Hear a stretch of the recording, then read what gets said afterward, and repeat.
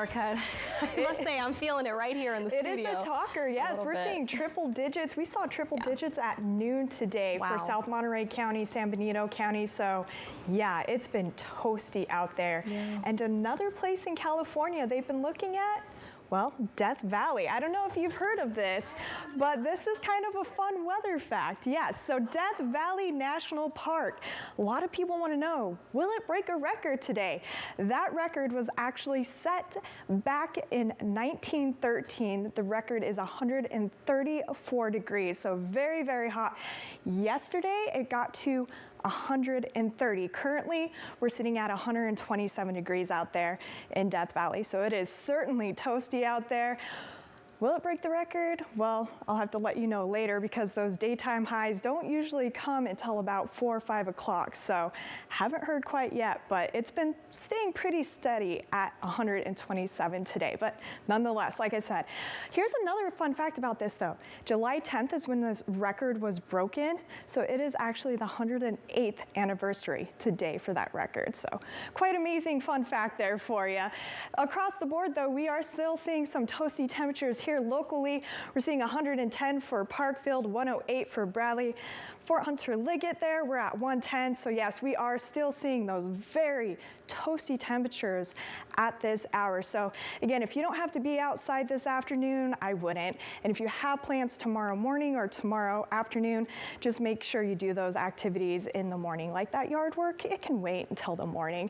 Excessive heat warning is what we're seeing for most of the state. Really, look at this. Most of California is in that excessive heat warning. We do have some heat advisories as well, and even Nevada, parts of Nevada are seeing it.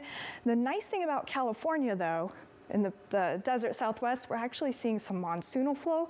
So they're not only dealing with the heat, but also some humidity. For us, we're just dealing with that heat. So we're pretty dry, but it's, again, best to stay fire aware. Here's a breakdown of that for places like San Jose, Morgan Hill, and Gilroy. You're under that advisory. But in the higher elevations, that's where we're seeing those excessive heat warnings out there. So places like the Santa Cruz Mountains, you'll continue to see that. And then as we head south now, we're not seeing this in the Salinas Valley or along the coast because we still have that marine layer in place. But yes, those higher elevations for San Benito County and Monterey County and South Monterey County will continue to be under that excessive heat advisory.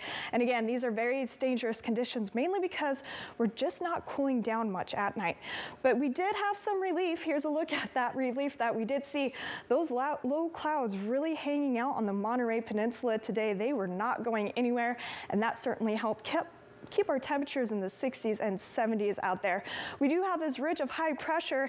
It will remain in place through the rest of the weekend, although our temperatures will start to drop just a few degrees tomorrow. This will actually start to weaken, and over the week and into mid part of next week, we'll start to see those temperatures really head back down to those normals, or I should say seasonable. Here's a look at those temperatures tomorrow. Santa Cruz, 82. We're going to be toasty in the Santa Cruz Mountains yet again, 90s, 100s up there, 90 for Bonnie Doon, 73 for Davenport. Again, it's going to be nicer along the coast, a little warmer inland. Salinas 74, 95 for Hollister, 84 for San Juan Bautista, Marina at 67. We're going to see those 60s on the Monterey Peninsula, 70 as well for Monterey, 70 for Seaside, 67 for Carmel by the Sea. Up and down the Salinas Valley, well, toasty temperatures yet again. We're going to see those gradually warm up as we head south, 84 for Soledad, 98 for King City, Bradley 108 again. We're still going to see those triple digits. Parkfield 110, in the San Antonio Valley 110 as well. Big Sur 87. Here's a quick look at your 7-day forecast.